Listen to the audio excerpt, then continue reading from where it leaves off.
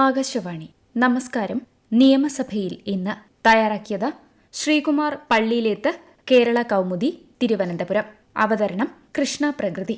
നവകേരള നിർമ്മാണം എന്ന ലക്ഷ്യത്തോടുള്ള പ്രതിബദ്ധത ഊന്നിപ്പറഞ്ഞും വയനാട് പുനരധിവാസത്തിന് ടൌൺഷിപ്പ് നിർമ്മാണം 1 വർഷത്തിനുള്ളിൽ പൂർത്തിയാക്കുമെന്ന് വ്യക്തമാക്കിയുമായിരുന്നു ഇന്ന് കേരള നിയമസഭയിൽ ഗവർണർ രാജേന്ദ്ര വിശ്വനാഥ് അർലേക്കർ നടത്തിയ ആദ്യ നയപ്രഖ്യാപന പ്രസംഗം. സംസ്ഥാനത്തിന്റെ സമസ്ത മേഖലയെയും സ്പർശിച്ചായിരുന്നു 1 മണിക്കൂർ 57 മിനിറ്റ് ദീർഘിച്ച പ്രസംഗം. 15ാം കേരള നിയമസഭയുടെ 13ാം സമ്മേളനത്തിൽ നയപ്രഖ്യാപനം നടത്താൻ രാവിലെ 8:45-നെത്തിയ ഗവർണറെ ഗാർഡ് ഓഫ് ഓണർ നൽകിയാണ് സ്പീക്കറും മുഖ്യമന്ത്രിയും പാർലമെന്ററി കാര്യമന്ത്രി MP രാജേഷും ചീഫ് സെക്രട്ടറി ശാരദാ മുരളീധരനും ചേർന്ന് സ്വീകരിച്ചത്. കേരള ഗവർണറായി ചുമതലയേറ്റ ശേഷമുള്ള അർലേക്കറുടെ ആദ്യ നയപ്രഖ്യാപന പ്രസംഗമായിരുന്നു ഇത്. കേന്ദ്രവുമായി സമരസത്തിൽ പോകുമെന്ന സൂചന നൽകിയ പ്രസംഗത്തിൽ സാമ്പത്തിക സഹായം അടക്കമുള്ള കാര്യങ്ങളിൽ കേന്ദ്രത്തിനെതിരെ ചെറിയ വിമർശനവും ഉയർത്തി. ഉയർന്ന നിലവാരത്തിലുള്ള ഭൌതിക അടിസ്ഥാന സൌകര്യം, വിജ്ഞാനത്തിലധിഷ്ഠിതമായ സമ്പദ്ഘടന, നിലവാരമുള്ള വിദ്യാഭ്യാസവും ആരോഗ്യ സംരക്ഷണവും എല്ലാവർക്കും ഉറപ്പാക്കുക, അതിദാരിദ്ര്യ നിർമ്മാർജ്ജനം എന്നിവയ്ക്ക് ഊന്നൽ നൽകിയാവും നവകേരള നിർമ്മാണ ലക്ഷ്യത്തിനുള്ള പദ്ധതികൾ തയ്യാറാക്കുക. അടിസ്ഥാന സൌകര്യ വികസനത്തിന് സർക്കാർ മുൻഗണന നൽകുന്നുണ്ടെന്നും ജനങ്ങൾക്ക് നൽകിയ വാഗ്ദാനങ്ങൾ ഒന്നൊന്നായി പാലിച്ചു വരുന്നുവെന്നും ഗവർണർ പറഞ്ഞു. ദാരിദ്ര്യ നിർമ്മാർജ്ജനത്തിനുള്ള പരിപാടികൾ മുൻഗണനാക്രമത്തിലാണ് നടപ്പാക്കുന്നത്. 64,006 അതിദരിദ്രരെ കണ്ടെത്തി അവരുടെ പ്രശ്നം പരിഹരിക്കാൻ നടപടി തുടങ്ങി.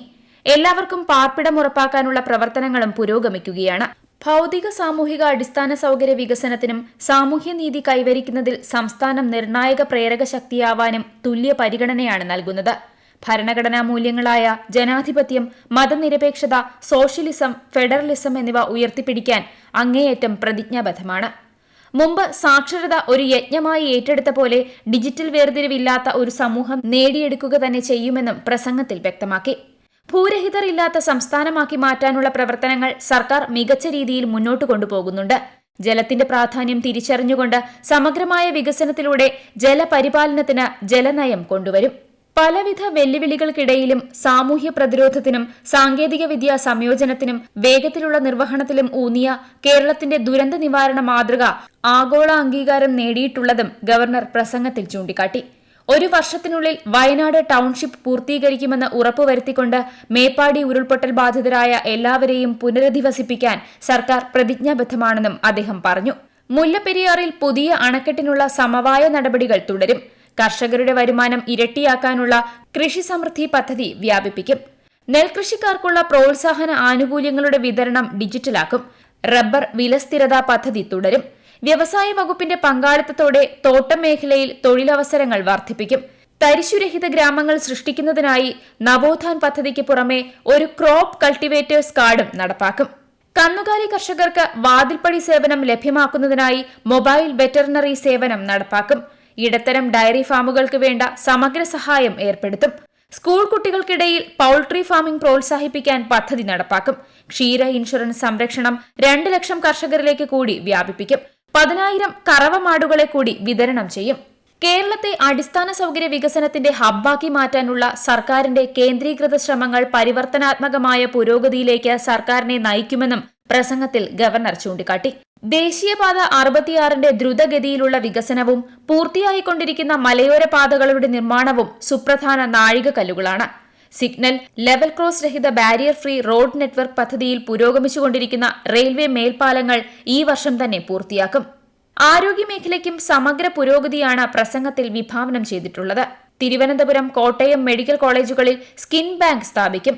താലൂക്ക് ആസ്ഥാന ആശുപത്രിക്ക് മുകളിലുള്ള 20 ആശുപത്രികളിൽ ഡയാലിസിസ് യൂണിറ്റ് സ്ഥാപിക്കും. ആലപ്പുഴ, ഇടുക്കി ജില്ലകളിൽ ഈ വർഷം കാത്ത് ലാബുകൾ പ്രവർത്തന സജ്ജമാകും.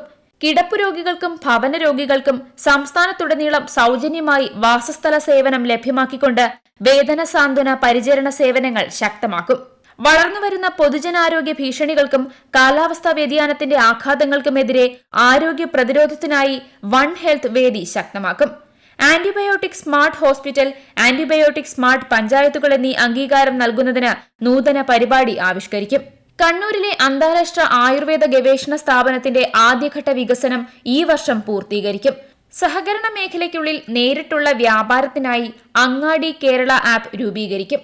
ചെറുകിട മത്സ്യത്തൊഴിലാളികൾക്കും കുടുംബങ്ങൾക്കും മത്സ്യകൃഷി കൂടുതൽ പ്രാപ്യമാക്കുന്നതിനും ലാഭകരമാക്കുന്നതിനും അക്വാകൾച്ചറിൽ നൂതന സാങ്കേതിക വിദ്യകൾ സമന്വയിപ്പിക്കും. പൊതുവിദ്യാഭ്യാസത്തിന്റെ ഗുണമേന്മ വർദ്ധിപ്പിക്കുന്നതിന് സമഗ്രമായ പദ്ധതിയാണ് ആവിഷ്കരിക്കുക. ഉന്നത വിദ്യാഭ്യാസ മേഖലയിൽ ഊർജിത വിദ്യാഭ്യാസ സമ്പ്രദായം വാർത്തെടുക്കുന്നതിനുള്ള പരിശീലന പരിപാടികൾക്ക് മുൻഗണന നൽകും. അന്തർദേശീയ തലത്തിൽ വിദ്യാർത്ഥികളെ ആകർഷിക്കാൻ സ്റ്റഡി ഇൻ കേരള പദ്ധതിക്ക് ഈ വർഷം തുടക്കം കുറിക്കും. വയോജന കമ്മീഷൻ രൂപീകരണം അന്തിമഘട്ടത്തിലാണ്.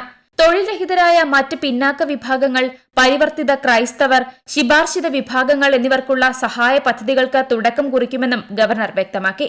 ഏകീകൃത സാമൂഹിക സുരക്ഷാ പെൻഷൻ പദ്ധതികളിലൂടെ ദുർബല വിഭാഗങ്ങളുടെ ക്ഷേമം സംരക്ഷിക്കാനും ആവശ്യമുള്ളവർക്ക് സമയബന്ധിത സാമ്പത്തിക സഹായം ഉറപ്പാക്കാനും സർക്കാർ പ്രതിജ്ഞാബദ്ധമാണ്. സുതാര്യത വർദ്ധിപ്പിക്കാൻ അർഹരായ ഗുണഭോക്താക്കൾക്ക് മാത്രമേ സഹായം ലഭിക്കുന്നുള്ളൂ എന്ന് ഉറപ്പാക്കാൻ വാർഷിക ബയോമെട്രിക് മസ്റ്ററിംഗ് നടപ്പാക്കിയിട്ടുണ്ട്. 2025 ഇടത്തരം വരുമാനക്കാരായ കുടുംബങ്ങൾക്ക് വായ്പാ സബ്സിഡിയും മുതിർന്ന പൌരന്മാർക്ക് ഭവന നിർമ്മാണ പദ്ധതിയും നടപ്പാക്കും. തിരുവനന്തപുരം, കൊച്ചി, കോഴിക്കോട് നഗരങ്ങളിൽ മെട്രോപൊളിറ്റൻ ആസൂത്രണ സമിതി രൂപീകരിക്കും.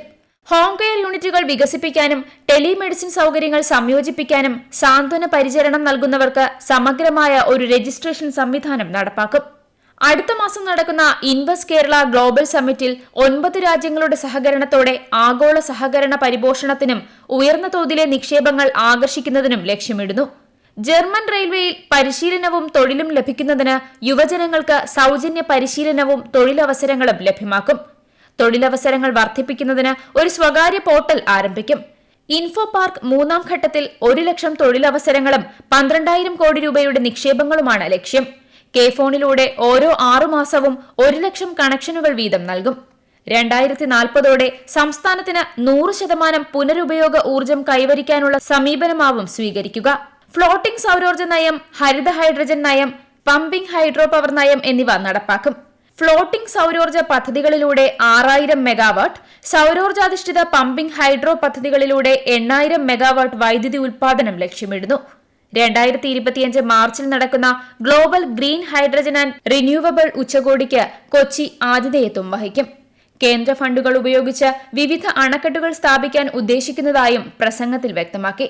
ഉപതെരഞ്ഞെടുപ്പിൽ പാലക്കാട് മണ്ഡലത്തിൽ നിന്ന് തെരഞ്ഞെടുക്കപ്പെട്ട രാഹുൽ മാങ്കൂട്ടത്തിലിന് പ്രതിപക്ഷത്തിന്റെ പിൻനിരയിൽ ചാണ്ടി ഉമ്മന് സമീപമായിട്ടാണ് സീറ്റ് ലഭിച്ചത്.